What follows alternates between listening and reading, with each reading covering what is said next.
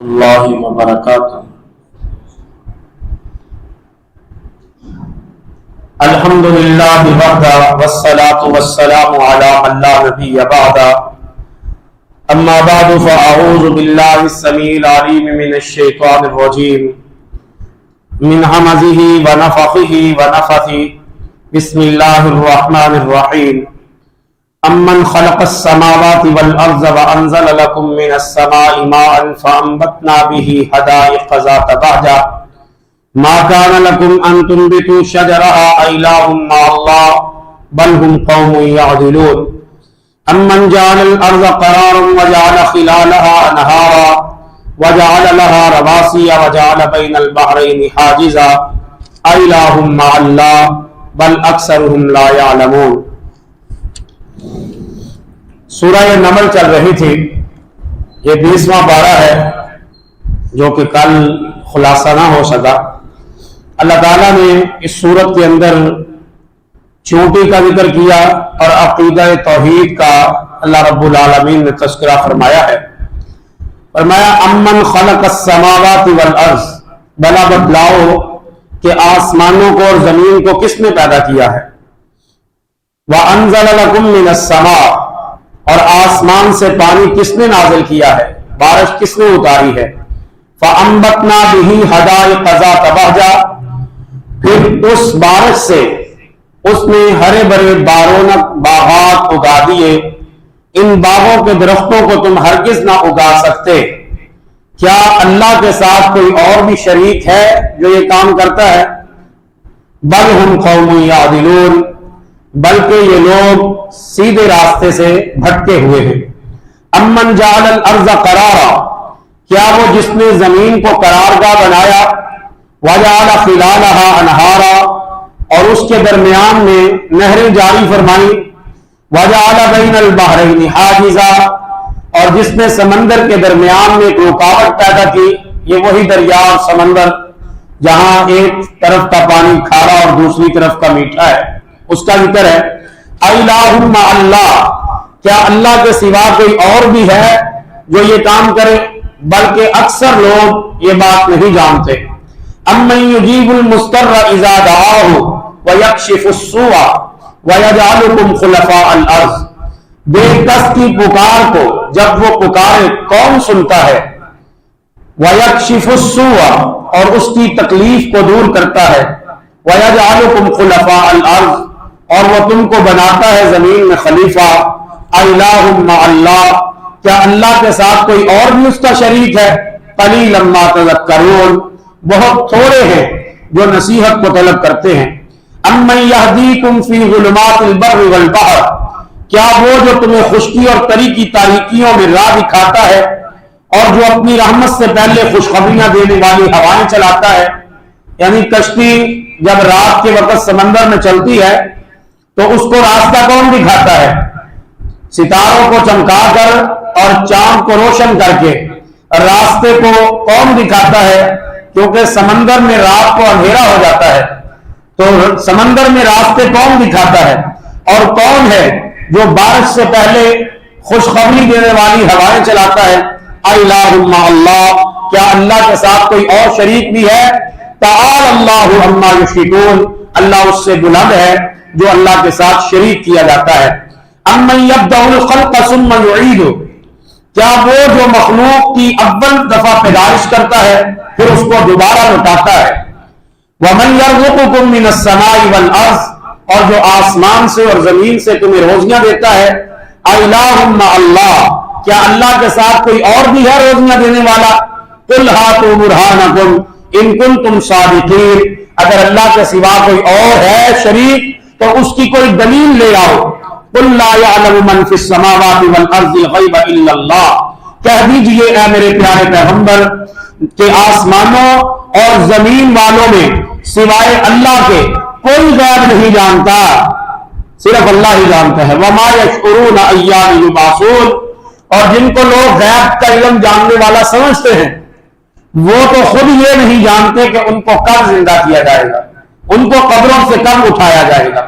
اس کے بعد اللہ تعالیٰ نے اہل مکہ کے اسی مطالبے کا ذکر کیا ہے جو انہوں نے پیارے نبی سے کیا تھا کہ اگر آپ سچے ہیں تو عذاب کا وعدہ کب پورا ہوگا، ہم پر عذاب کب آئے گا؟ اللہ فرماتے ہیں اگر عذاب تاخیر ہو رہی ہے، اس میں دیر ہو رہی ہے تو یہ تمہارے لیے بہتر ہے، مگر نہ اللہ کے لیے عذاب دینا کوئی مشکل نہیں ہے۔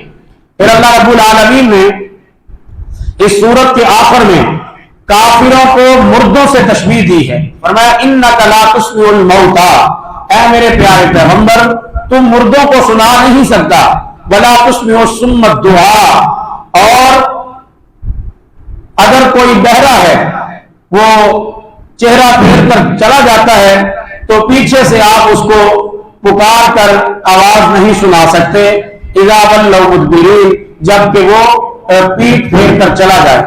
یہاں پر اللہ تعالیٰ نے کافروں کو مردوں کے ساتھ تشبیہ دی ہے۔ پھر قیامت والے دن کا ذکر فرمایا ہے، فرمایا قیامت والے دن سور پھونکا جائے گا، وَتَرَى الْجِبَالَ تَحْسَبُهَا جَامِدَةً وَهِيَ تَمُرُّ مَرَّ السَّحَابِ، اس دن آپ دیکھیں گے میرے پیارے پیغمبر کہ پہاڑ اپنی جگہ پر جمے ہوئے نہیں رہیں گے بلکہ وہ بادلوں کی طرح اڑتے پھریں گے۔ پہاڑ اپنی جگہ پر جمے ہوئے نہیں رہیں گے بلکہ وہ بادلوں کی طرح اڑتے ہوئے پھریں گے۔ سنا اللہ الذی اتقن کل شیء انہ خبیر بما تفعلون، اللہ تبارک و تعالی کی قدرت کی یہ نشانی ہے کہ بڑے مضبوط پہاڑوں کو بھی قیامت والے دن اللہ تعالیٰ روئی کے گال بنا کر ہوا میں اڑا دے گا۔ من جاء بالحسنۃ فلہ خیر منہا، جو ایک نیکی لے کے آئے گا اس کو اس سے بہتر اجر دیا جائے گا۔ وَهُمْ مِنْ فَزَعٍ يَوْمَئِذٍ آمِنُونَ۔ یہاں پر اللہ تعالیٰ نے اس سورت کا اختتام فرمایا ہے قیامت کے تذکرے کے ساتھ۔ آگے سورت القصص ہے، یہ سورت القصص مکہ میں نازل ہوئی ہے، اس میں 88 آیتیں ہیں اور 9 رکوع ہیں۔ قصص یعنی قصوں والی سورت۔ اس سورت کے اندر اللہ تعالیٰ نے دوبارہ سے موسیٰ و فرعون کا قصہ بیان فرمایا ہے، اور یہاں پر اس قصے کو جہاں سے شروع کیا ہے، میں پہلے بھی اسی طرح گزار دیا سارا یہ قصہ، یہاں پر آپ کو تھوڑی وضاحت کر دوں۔ اللہ تعالیٰ نے حضرت موسیٰ اور فرعون کا ذکر فرمایا ہے، فرمایا میرے پیارے پیغمبر آپ ان پر تلاوت کریں نبأ موسیٰ و فرعون، موسیٰ اور فرعون کا قصہ بالحق، حق کے ساتھ۔ وہ قصہ کیا ہے کہ فرعون بنی اسرائیل کے بیٹوں کو قربان کر دیتا تھا اور ان کی بیٹیوں کو زندہ چھوڑتا تھا۔ اصل میں اس کے پیچھے یہ بڑی تفصیل ہے، بہرحال میں مختصر عرض کرتا ہوں کہ ایک دفعہ فرعون نے ایک خواب دیکھی کہ ایک بچہ پیدا ہوا ہے بنی اسرائیل میں، وہ جوان ہونے کے بعد میری سلطنت اور حکومت کا خاتمہ کر دیتا ہے۔ اس نے یہ خواب دیکھا اور خواب دیکھنے کے بعد اس نے یہ حکم دیا کہ بنی اسرائیل کے ہاں جو بھی بچہ پیدا ہوگا اس کو پیدا ہوتے ہی ذبح کر دیا جائے گا تاکہ میری سلطنت کا خاتمہ نہ ہو سکے۔ تو کئی ہزار بچے اس نے اسی خدشے کے پیش نظر ذبح کروا دیے، ان کی لڑکیوں کو زندہ چھوڑ دیا اور لڑکوں کو ذبح کرتا رہا۔ پھر بنی اسرائیل نے یہ مطالبہ رکھا کہ ہماری بچیاں اب جوان ہو رہی ہیں اور ان کو نکاح کرنے کے لیے ہمارے بچے موجود نہیں ہیں، تو ہم پر کچھ رحم کیا جائے۔ تو پھر یہ اجازت ملی کہ 1 سال کے بچے جو ہیں وہ زندہ چھوڑے جائیں گے اور دوسرے سال کے بچے جو ہیں وہ قتل کیے جائیں گے۔ تو اب اللہ رب العالمین کو یہ چاہیے تھا کہ موسیٰ علیہ السلام کو اس سال پیدا فرماتے جب قتل بچانے والا سال تھا، بلکہ اللہ تعالیٰ نے حضرت موسیٰ علیہ السلام کو اس سال پیدا فرمایا جب بچوں کو قتل کرنے والا سال تھا۔ یہ بھی اللہ تعالیٰ کی قدرت کی ایک نشانی ہے کہ قتل والے سال میں پیدا کر کے فرعون کے پاس اس کے محل میں حضرت موسیٰ کی پرورش کروائی اور موسیٰ علیہ السلام کی ماں کا ہی دودھ پلوایا۔ اللہ اکبر۔ یہاں پر ایک آیت ہے وَحَرَّمْنَا عَلَيْهِ الْمَرَاضِعَ، جب فرعون کی بیوی نے دریا سے، جو ان کے محل کی طرف ایک نہر نکلتی تھی دریا سے، وہاں سے صندوق برآمد کیا اور اس صندوق کو کھولا تو اس میں بچہ تھا جو اللہ کے حکم سے صندوق میں بند کر کے دریا میں پھینکا گیا تھا۔ تو حضرت موسیٰ علیہ السلام کو صندوق میں بند کر کے فرعون کے محل تک پہنچایا کس نے؟ اللہ تعالیٰ نے۔ پھر فرعون کی بیوی نے اس بچے کو برآمد کیا، بڑا خوبصورت، آخر اللہ کا نبی بننے والا تھا، تو اس نے کہا اس کو تو میں اپنا بیٹا بنا لوں گی. فرعون نے بڑا کہا کہ کہیں یہ وہی بچہ نہ ہو، لیکن اس کی بیوی کے سامنے اس کی ایک نہ چلی. تو اسی کے گھر میں یہاں پر ایک آیت آئی ہے وَحَرَّمْنَا عَلَيْهِ الْمَرَاضِعَ مِنْ قَبْلُ فَقَالَتْ هَلْ أَدُلُّكُمْ عَلَىٰ بَيْتٍ يَكْفُلُونَهُ لَكُمْ وَهُمْ لَهُ نَاصِحُونَ. جب اللہ تعالیٰ نے موسیٰ کی ماں کو یہ وحی کی تھی کہ اس بچے کو صندوق میں ڈال کے دریا میں ڈال دے، ان قریب اللہ تعالیٰ تمہیں اس کو واپس لوٹا دے گا. اب ماں خود صندوق میں بند کر کے بچے کو دریا میں پھینک رہی ہے، دوبارہ اللہ کس طرح واپس کرے گا؟ دیکھو اللہ تبارک و تعالیٰ کی قدرت کہ فرعون کے دربار میں بہت سی دائیاں آئیں.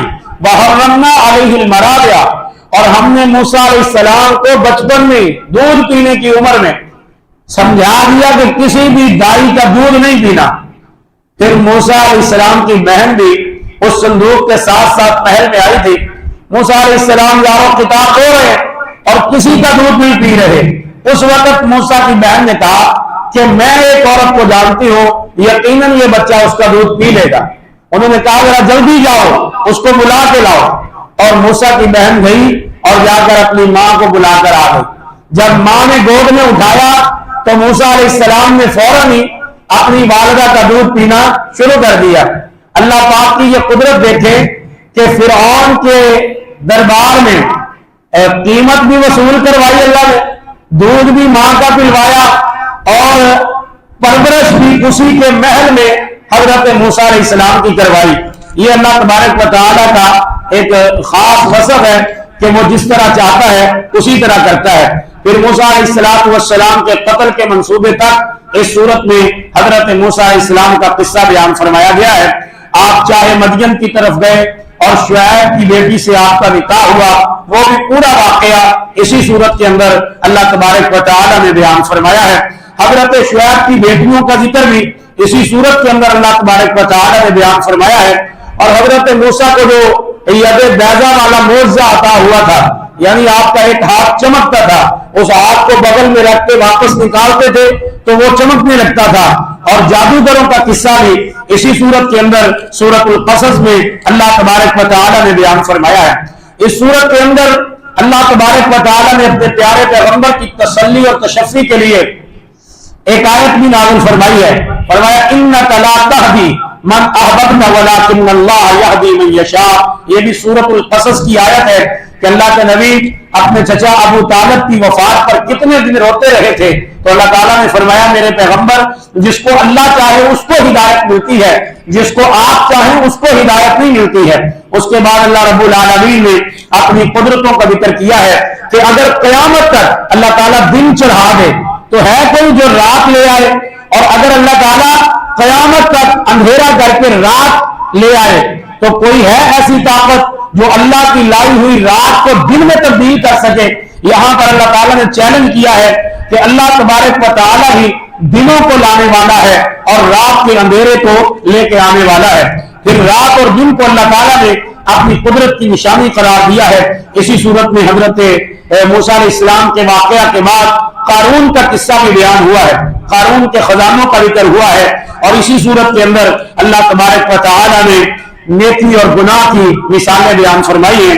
اور اس کے آگے سورۃ العنکبوت ہے، یہ بھی مکہ میں نازل، اس میں 69 آیتیں ہیں اور 7 رکوع ہیں. سورۃ العنکبوت، عنکبوت کہتے ہیں مکڑی کو. اس سورت کے اندر جو مخصوص آیت ہے وہ یہی ہے کہ اللہ تبارک و تعالیٰ نے فرمایا اللہ تعالیٰ کو چھوڑ کر یہ لوگ جن کو پکارتے ہیں ان غیر اللہ معبودوں کی حیثیت کیا ہے؟ فرمایا کہ ان کی مثال مکڑی کے جالے کی طرح ہے. یعنی جس طرح مکڑی کا جالا کمزور ہوتا ہے، صرف بھونک مارو تو مکڑی کا سارا گھر جو ہے وہ درم برم ہو جاتا ہے، اسی طرح اللہ رب العالمین فرماتے ہیں کہ یہ مشرکوں کا عقیدہ ہے. اللہ کے سوا جن کو یہ پکارتے ہیں وہ معبود ان کو کوئی فائدہ نہیں دیتے. اور اس صورت کے اندر اللہ تعالیٰ نے حضرت لوط اور اس کی قوم کی ہلاکت کا ذکر دوبارہ فرمایا. حضرت اسحاق اور حضرت یعقوب علیہ السلام کا قصہ بھی بیان فرمایا. پھر اللہ تبارک و تعالیٰ نے اپنے آخری پیغمبر جناب محمد الرسول اللہ صلی اللہ علیہ وسلم کو نماز پڑھنے کا حکم دیا ہے اور فرمایا کہ آپ اپنے اہل خانہ کو بھی نماز پڑھنے کا حکم دیجئے. پھر موت کا ذکر بھی اسی صورت کے اندر بیان ہوا ہے. اور اس کے بعد اللہ تبارک و تعالی نے فرمایا ان لوگوں کو اللہ کامیاب کرتے ہیں جو اللہ کی راہ میں مشقتیں اٹھاتے ہیں، اور اس آیت پر اللہ تعالیٰ نے اس سورت کو اختتام پذیر کیا ہے۔ آگے سورہ روم ہے، یہ مکہ میں نازل، اس میں 7 آیتیں اور 6 رکوع ہے۔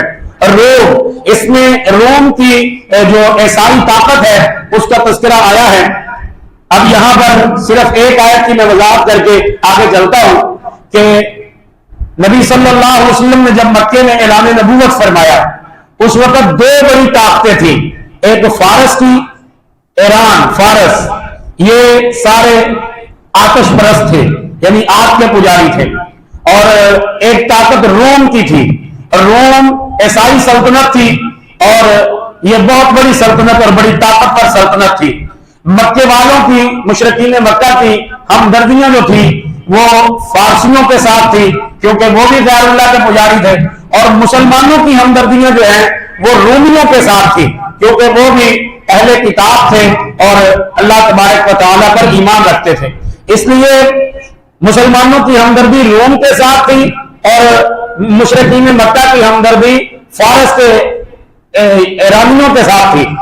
اب ان دونوں کی جنگ اس وقت ہوئی جب اللہ کے نبی ابھی مکہ میں موجود تھے، تو اس جنگ کے اندر بت پرست جو تھے، آتش پرست، ان کو فتح ہوئی، یعنی ایرانیوں کو، فارسیوں کو۔ تو مشرکین مکہ نے خوشی منائی اور مسلمان چونکہ رومیوں کے ساتھ تھے اور روم والوں کو شکست ہوئی تو مسلمان بڑے افسردہ ہوئے۔ اس وقت یہ سورت اللہ تعالیٰ نے نازل فرمائی، فرمایا الف لام میم غلبت الروم، رومی مغلوب ہو گئے، یعنی رومیوں کو شکست ہو گئی، یہ عیسائی قوت ہے۔ فی ادنی الارض وهم من بعد غلبهم سیغلبون فی بضع سنین، اللہ فرماتے ہیں بضع سنین میں یعنی 1 سے لے کر 9 سال تک بضع کا لفظ بولا جاتا ہے۔ فرمایا بضع سنین، 1 سے 10 سالوں کے درمیان رومی پھر غالب آئیں گے اور فارسی مغلوب ہو جائیں گے۔ مغلوب کو اللہ غالب کرے گا اور غالب کو مغلوب کرے گا۔ اب یہ خوشخبری جب اللہ تعالیٰ نے سنائی تو ابو بکر صدیق رضی اللہ تعالیٰ عنہ نے اس بات پر پختہ یقین کر لیا اور مسلمانوں نے بھی اس بات پر یقین کر لیا کہ رومی عنقریب غالب آئیں گے۔ اگر دیکھا جائے اس وقت کے حالات کے مطابق تو یہ بات ناممکن معلوم ہوتی تھی کہ رومی اب کبھی غالب نہیں آئیں گے بلکہ ایرانی اور فارسی ہی غالب رہیں گے، لیکن قرآن نے یہ کہا کہ رومی عنقریب غالب آئیں گے۔ ابو جہل نے ابو بکر سے کہا رضی اللہ تعالیٰ عنہ اگر رومی غالب آ جائیں تو میں کلمہ پڑھ لوں گا، اگر رومی غالب آ گئے تو میں کلمہ پڑھ کے مسلمان ہو جاؤں گا۔ اللہ اکبر۔ تو انہوں نے ایک شرط لگا لی، جبکہ اللہ کے نبی صلی اللہ علیہ وسلم نے فرمایا کہ بیزا جو ہوتا ہے 9 سال تک ہوتا ہے، لیکن 7 برس کے اندر جس دن بدر کا مارکا فتح ہوا، یعنی بدر فتح ہوئی اور بدر میں ابو جہل مارا گیا، ادھر مسلمانوں کو بدر میں فتح ملی اور ادھر ٹھیک 7 سال بعد قرآن کا یہ معجزہ بھی سخت ثابت ہوا کہ قرآن مجید نے 7 سال پہلے یہ خوشخبری اور تشہیر گوئی کی تھی کہ رومی غالب آئیں گے، تو 7 سال بعد رومی دوبارہ فارسیوں پہ غالب آ گئے۔ تو یہ قرآن کا ایک اعجاز ہے، حالانکہ بڑے لوگ یہ سمجھتے تھے کہ قرآن کا یہ معجزہ کبھی ثابت نہیں ہوگا، رومی کبھی غالب نہیں آئیں گے، لیکن اللہ تعالیٰ نے روم کو غالب فرما کر قرآن کو سچا ثابت فرمایا۔ پھر اللہ رب العالمین نے اس صورت کے اندر انسان کی تخلیق کا ذکر کیا ہے، بجلیوں کو جو آسمانوں میں چمکتی ہیں ان کا ذکر کیا ہے، قیامت والے دن کی ہولناکیوں کا ذکر بھی اسی سورہ روم میں کیا ہے۔ اس سورہ روم کے اندر اللہ تعالیٰ نے سمندروں دریاؤں کے اندر جو فساد برپا ہوتا ہے اس کا ذکر کیا کہ یہ انسان کے ہاتھوں کی کمائی ہے، انسان کی پیدائش کا تذکرہ کیا، قیامت کے دن کی سختی کا ذکر کیا اور قرآن مجید کی عظمت کا ذکر کر کے اس سورت کو اختتام پذیر کیا۔ اگر سورہ لقمان ہے، یہ بھی مکہ میں نازل، اس میں 34 آیتیں ہیں اور 4 رکوع ہیں۔ یہ لقمان اللہ کے پیغمبر نہیں تھے بلکہ ایک نیک بزرگ تھے اور ان کی نیک باتوں کو سورہ لقمان کے اندر اللہ رب العالمین نے بیان فرمایا ہے۔ اس سورہ لقمان کے آخر میں اللہ تعالیٰ نے 5 چیزوں کا علم بیان فرمایا ہے کہ وہ اللہ کے سوا کوئی نہیں جانتا۔ ان اللہ عنہ علم الساعہ، اے میرے پیغمبر آپ بتلا دیں کہ بے شک اللہ کے پاس ہے قیامت کا علم، وَيُنَزِّلُ الْغَيْثَ، اور وہی جانتا ہے کہ بارش کب برسے گی. وَيَعْلَمُ مَا فِي الْأَرْحَامِ ماں کے پیٹ میں کیا ہے یہ بھی اللہ ہی جانتا ہے. وَمَا تَدْرِي نَفْسٌ مَاذَا تَكْسِبُ غَدًا کوئی جان یہ نہیں جانتی کہ وہ کل کیا کرے گی. وَمَا تَدْرِي نَفْسٌ بِأَيِّ أَرْضٍ تَمُوتُ اور کوئی نفس نہیں جانتا کہ وہ کس سرزمین پر مرے گا, کس سرزمین پر اس کو موت آئے گی. یعنی 5 چیزیں. قیامت کا علم اللہ کے پاس ہے, آج تک کسی کو معلوم نہیں. نبی پاک سے کئی مرتبہ لوگوں نے پوچھا قیامت کب آئے گی, لیکن اللہ کے نبی نے یہ بات ارشاد نہیں فرمائی. فرمایا اس کا علم اللہ کے پاس ہے. قیامت کا علم بھی اللہ کے پاس. ينزل الغیث بارش کب برسے گی اس کا علم اللہ کے پاس. محکمہ موسمیات والے وہ پیشن گوئی تو کرتے ہیں, لیکن ان کے یہ قیاس آرائیاں کبھی غلط بھی ثابت ہو جاتی ہیں. اور بارش کا حقیقی علم صرف اللہ کے پاس ہے. وَيَعْلَمُ مَا فِي الْأَرْحَامِ ماں کے پیٹ میں کیا ہے, بچی ہے یہ بچہ, یہ بھی اللہ ہی جانتا ہے. آج جدید دور میں مشینوں کے ذریعے یہ معلوم تو کر لیتے ہیں کہ بیٹا ہے یا بیٹی, لیکن اللہ تعالیٰ نے جو فرمایا نا کہ ماں کے پیٹ میں کیا ہے وہ اللہ جانتا ہے. یعنی بغیر کسی آلے کے اللہ تعالیٰ کو معلوم ہے وہ بچہ نیک بخت ہے یا بدبخت ہے, صرف اللہ کو معلوم ہے. وہ پیدا ہوگا یا مر جائے گا, وہ مکمل ہے یا نامکمل ہے, وہ گورا ہے یا کالا ہے, وہ مومن ہے یا کافر ہے, یہ صرف کس کو پتا ہے اللہ تعالیٰ کو. وہ نیک بخت ہے یا بدبخت ہے یہ بھی اللہ کو علم ہے. پھر اللہ رب العالمین نے ان 5 چیزوں کا علم کہ انسان کل کیا کمائے گا, کس سرزمین پر فوت ہوگا, فرمایا کہ یہ علم صرف اللہ کے پاس ہے, اس کے علاوہ اللہ کے علاوہ کوئی بھی نہیں جانتا ہے. پھر اس کے بعد سورہ سجدہ ہے, یہ بھی مکہ میں نازل, اس میں 30 آیتیں اور 3 رکوع ہیں. اس سورت کے اندر اللہ تعالیٰ نے قیامت کے دن کا ذکر فرمایا ہے اور اہل جنت اور اہل جہنم کا تفصیلی ذکر اس سورت کے اندر بیان ہوا ہے. اس کے بعد اللہ تعالیٰ نے سورت احزاب, یہ مدینہ میں نازل ہوئی, اس میں 73 آیتیں اور 9 رکوع ہیں. اس میں جنگ احزاب کا ذکر ہے اور اللہ تعالیٰ نے کافروں کا ذکر فرمایا. اور اسی طرح اسی سورت کے اندر مسئلہ زہار کا ذکر آیا ہے. لے پالک بیٹے اور بیٹیاں جن کو اپنا بیٹا بنا کر پالنے والے, ان کا ذکر بھی آیا ہے. اس صورت میں حضرت زید بن حارثہ کا ذکر ہے کہ جن کو اللہ کے رسول نے اپنا بیٹا بنا لیا تھا, اپنا متبنہ بیٹا یعنی منہ بولا بیٹا, تو لوگوں نے زید کو زید بن محمد کہنا شروع کر دیا تھا. لیکن اللہ کے نبی نے فرمایا نہیں, زید بن محمد نہیں, یہ زید بن حارثہ ہیں رضی اللہ تعالیٰ عنہ, کہ پالنے والے کی طرف نسبت نہیں کی جاتی, نسبت اصل باپ کی طرف کی جاتی ہے. پھر اسی طرح اللہ تعالیٰ نے اس صورت کے اندر ازواج مطہرات کا ذکر فرمایا ہے. غزوہ احزاب یعنی جنگ خندق, اس کا ذکر بھی اس صورت کے اندر اللہ رب العالمین نے فرمایا. دشمنوں کے حملے کا ذکر اور جنگ احزاب میں منافقین کا جو رویہ رہا اس کا ذکر بھی اللہ تعالیٰ نے اسی صورت کے اندر بیان فرمایا ہے. بنو قریظہ یہودیوں کا ایک بہت بڑا قبیلہ, اس کا ذکر بھی اسی سورہ احزاب میں آیا ہے. ازواج مطہرات نے جو مطالبے کیے تھے نا نبی پاک صلی اللہ علیہ وسلم سے کہ ہمیں بھی اچھا لباس چاہیے, سونا چاندی چاہیے, ہمیں بھی مال و دولت چاہیے, ہمیں بھی غلام چاہیے, تو اس مطالبے کا ذکر بھی اسی صورت کے اندر بیان ہوا ہے. اور ازواج مطہرات کو اللہ تبارک و تعالی نے, اللہ کے نبی نے فرمایا تھا یا نساء النبی, اے نبی کی بیویوں, اگر تم دنیا کے مال چاہتی ہو تو اللہ کا پیغمبر تمہیں دنیا کا مال دے دے گا, لیکن تم سے علیحدگی اختیار کر لے گا. یہ سورہ احزاب اسی طرح آگے چل رہی ہے. ازواج النبی یعنی نبی کی بیویوں کا ذکر, اللہ تعالیٰ نے نبی کی بیویوں کے فضائل بیان فرمائے ہیں. ان کو نماز پڑھنے کا حکم دیا ہے, گھروں میں رہنے کا حکم دیا ہے. ان المسلمین والمسلمات, یہ ساری ازواج مطہرات کا ذکر اللہ تعالیٰ نے بیان فرمایا. اسی صورت کے اندر اللہ تعالیٰ نے حضرت زینب رضی اللہ تعالی عنہا کے ساتھ جو دوسرا نکاح کیا, یہ زید بن حارثہ کی بیوی تھی. اور زید بن حارثہ رسول اللہ کے منہ بولے بیٹے تھے, انہوں نے حضرت زینب کو طلاق دے دی. تو اس کے بعد نبی پاک صلی اللہ علیہ وسلم نے اپنے متبنہ بیٹے کی بیوی کے ساتھ نکاح کر کے جاہلیت کی رسم کو ختم کیا. اس بات کا ذکر بھی اللہ تبارک و تعالی نے بیان فرمایا ہے. اور اسی صورت کے اندر نبی پاک صلی اللہ علیہ وسلم کے فضائل بھی بیان کیے گئے ہیں. اور اسی صورت کے اندر اللہ تبارک و تعالی نے جو نبی پاک صلی اللہ علیہ وسلم کو اختیار دیا ہے کہ آپ جتنی چاہیں بیویاں رکھ سکتے ہیں, آپ نے 13 نکاح کیے. اللہ کے نبی کو یہ اختیار تھا کہ اگر کوئی عورت آ کر اپنے آپ کو پیش کر دیتی, اللہ کے رسول اس کے ساتھ نکاح کر سکتے تھے, اختیار تھا. مومنوں کے لیے صرف 4 نکاح جائز تھے, لیکن رسول اللہ کے لیے اللہ تعالیٰ نے یہ اختیار دیا تھا. فرمایا ترجی من تشاء منہن, تو جس کو پسند کرے ان میں سے ان سے نکاح کر لے. وتوبی الیک من تشاء, اگر کوئی عورت خود آ کر آپ کو اپنے لیے آپ کے لیے ہبہ کر دے تو آپ اس سے بھی نکاح کر لیں. وَمَنِ ابْتَغَيْتَ مِمَّنْ عَزَلْتَ فَلَا جُنَاحَ عَلَيْكَ. آپ جن عورتوں کے ساتھ نکاح کرنا چاہیں اللہ تعالیٰ نے آپ کو یہ اختیار دے دیا ہے, اور یہ اختیار صرف نبی پاک صلی اللہ علیہ وسلم کے لیے ہے, مومنوں کے علاوہ. پھر آداب گھروں کے آداب اس صورت کے اندر بیان فرمائے ہیں, اور جن اوقات میں میاں بیوی کے پردے کے اوقات میں اللہ تعالیٰ نے منع کیا ہے کہ کوئی ان کے گھروں میں بغیر اجازت داخل نہ ہو, احکام پردہ بھی اسی صورت میں بیان ہوئے ہیں. میں ایک آیت کا خلاصہ کرنا چاہتا ہوں.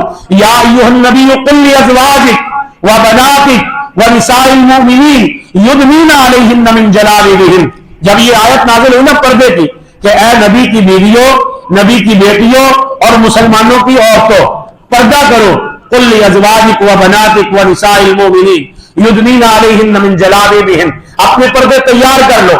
جب یہ آیت نازل ہوئی, امی عائشہ فرماتی ہیں اس دن رسول اللہ صلی اللہ علیہ وسلم عشاء کے بعد گھر نہیں آئے, کافی دیر گزر گئی. تو میں نے کہا میں مسجد نبوی میں جا کر پتہ کروں کہ اللہ کے رسول گھر کیوں نہیں آئے.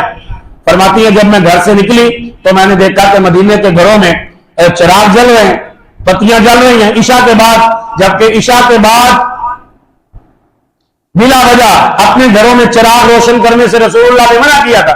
میں نے کہا عجیب واقعہ ہے, عشاء کی نماز کب سے ہو چکی ہے اور ابھی تک لوگوں کے گھروں میں چراغ روشن ہے.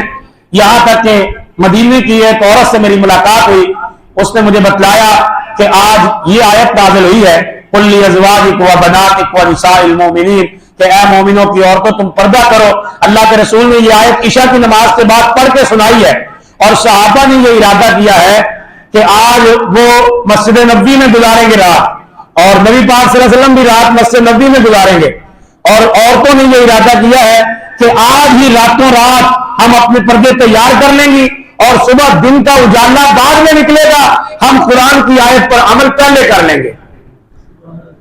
اس لیے مدینے کے گھروں میں چراغ بھی روشن ہے, اور عورتیں اپنے پردے تیار کر رہی ہیں, اور صحابہ اور نبی پاک صلی اللہ علیہ وسلم رات مسجد میں گزارنے کے لیے مسجد نبوی میں رکے ہوئے ہیں. حضرت امی عائشہ فرماتی ہیں کہ اللہ تعالیٰ نے جب یہ پردے کا حکم دیا تو دنیا کی پاک باز عورتوں نے یعنی ازواج مطہرات نے صحابہ سے بھی پردہ کیا, حالانکہ آپ صحابہ کی مائیں تھی. اس کے باوجود اللہ کے رسول صلی اللہ علیہ وسلم کی بیویوں نے صحابہ سے پردہ کیا, اور مسلمانوں کی عورتوں نے راتوں رات پردے تیار کر لیے. انہوں نے کہا کہ رات آج ہم مسجد میں گزاریں گے تاکہ صبح جب ہم فجر کی نماز پڑھ کے نکلیں عورتیں اپنے پردے تیار کر چکی ہوں.